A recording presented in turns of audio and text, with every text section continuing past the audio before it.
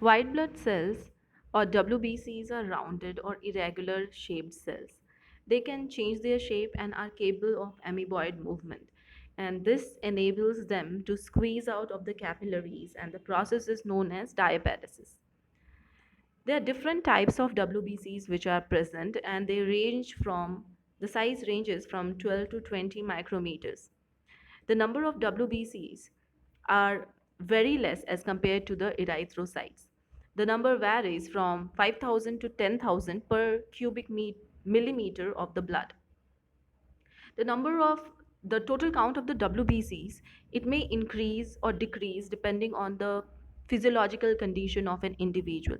Suppose an individual is sick, at that time the WBC count or leukocyte count, it tends to increase in the individual, and this condition is known as leukocytosis. Or when the reverse happens, we say that leukopenia has taken place. Whenever there is increase in number of leukocytes, you can think that the individual is either suffering from some disease or is on the verge of suffering from some disease. But when we talk about the WBCs, they are broadly classified into two categories, the granulocytes and the agranulocytes.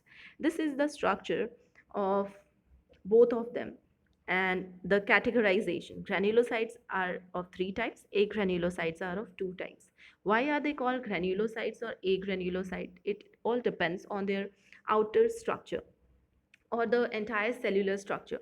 If you see the granulocytes, they all have some protein granules which are distributed among the globular structure.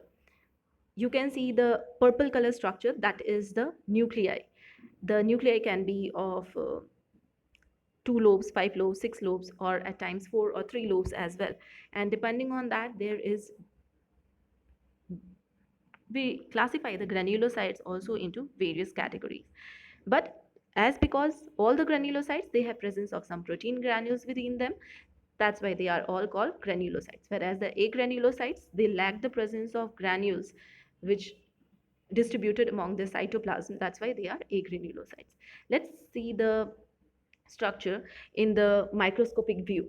This is how they will look in the microscopic view. Everything remains the same, just the structure becomes little hazy over here because you are looking underneath the microscope and the picture is little blurred. This picture can be much more specified if you see it under higher power microscope. Now, depending on the different types or what are the different types of WBCs which are present, first type or first category is the acidophils. They are also known as eosinophils and are involved in the repair mechanism of the body.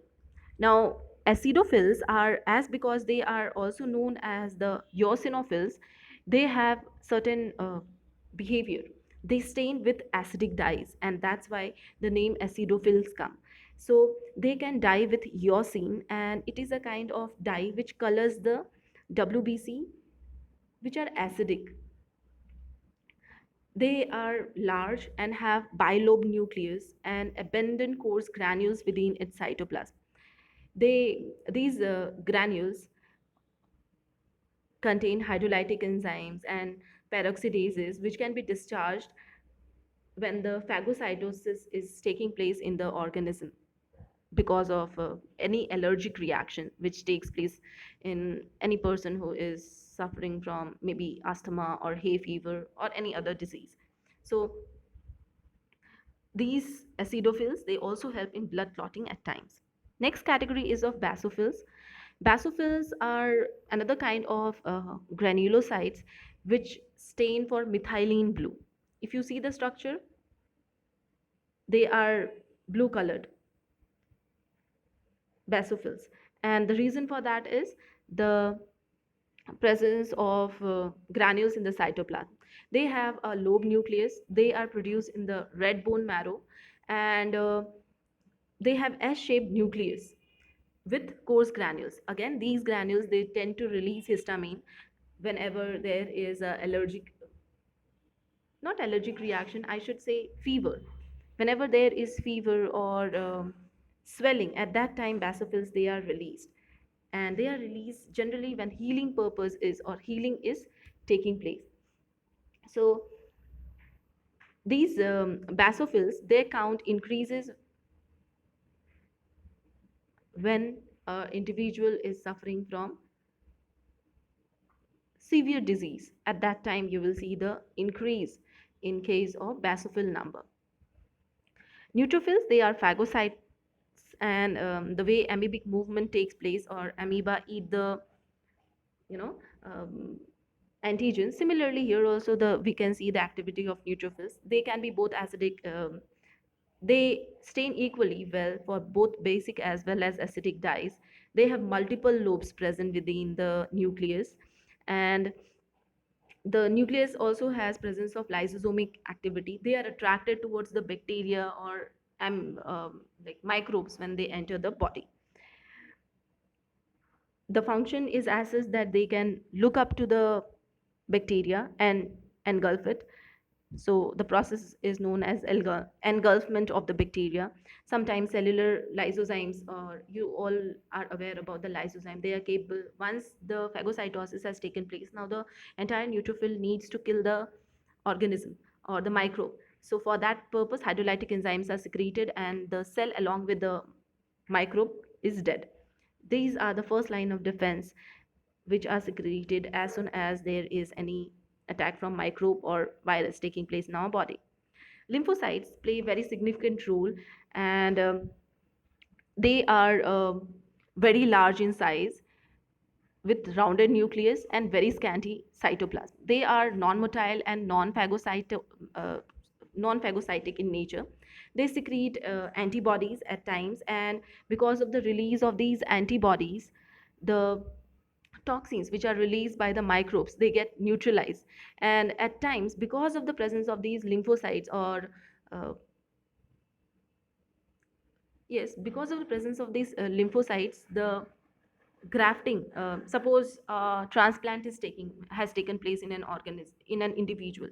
So that transplant, when the rejection occurs by the body, at that time there is high release of these lymphocytes. And even tumor cells are also killed with the same type of lymphocytes. So these are some of the activities. Now again, they are discriminated into three different categories, and this is very, see, the B cells, they are the ones which produce pathogen specific antibodies. Suppose a pathogen which has come to our body is triangular in shape or rectangular in shape. So at that time, antibodies specific to that rectangular shape will be formed, and it will neutralize the effect of that microbe. So this is done with the help of B cells. And one more very important activity of the B cell is to produce memory cells. These memory cells are stored in the organism, and whenever there is a presence of the same microbe attack next time, then we can see that there will be production of the quick antibody reaction. So that's why B cells are very important. Two things: antibodies are formed. Second thing, memory cells are formed. Memory cells help in production of antibodies in the later phase of the life. For example, we get immune towards chickenpox if we suffer once. T cells, they are killer cells. So we always say that T killer cells.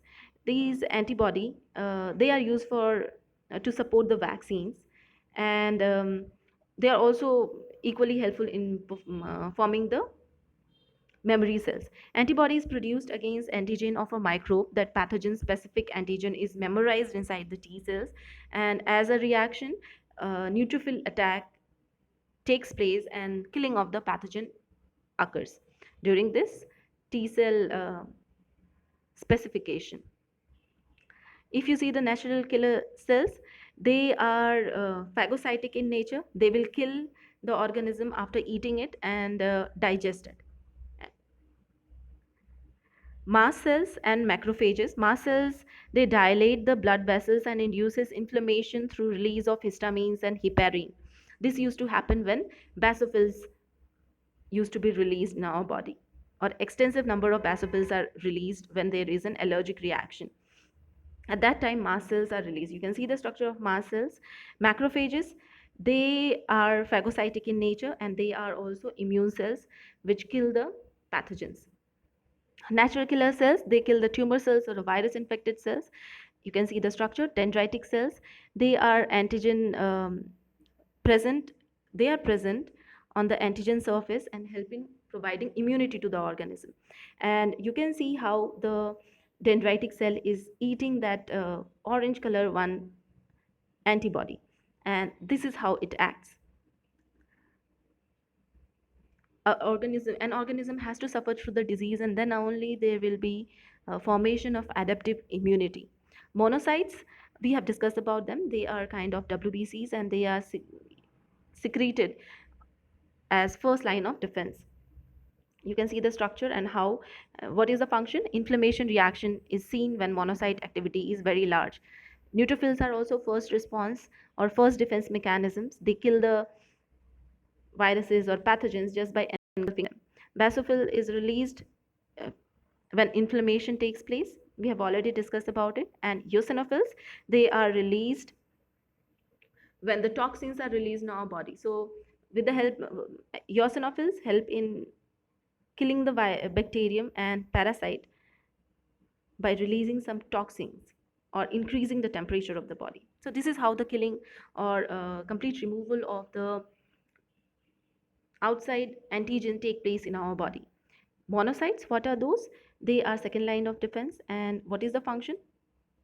They help in killing the bacterium by sterilizing it, its effect by engulfing it. What are the different terms you should know? Leukocytosis, when the WBC count, it tends to rise.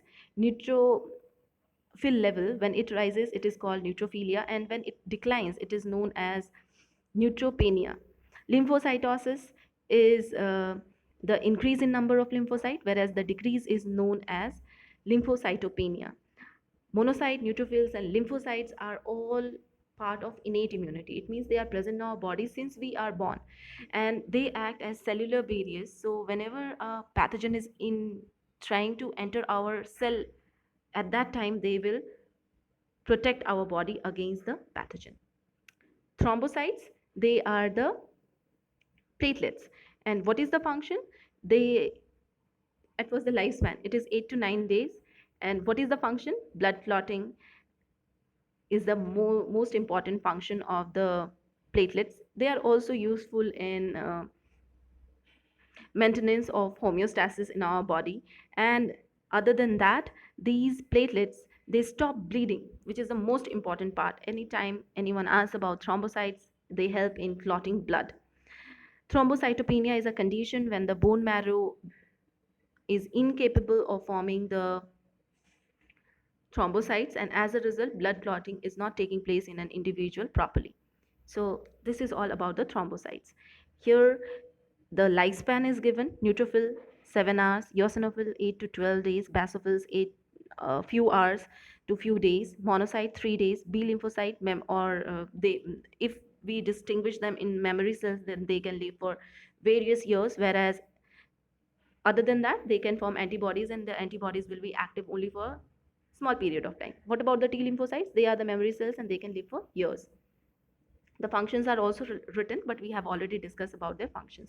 I hope you all have understood it, and this is all about the WBCs and how they are useful, what is their lifespan, what is the structure, and the functional importance of each one of them.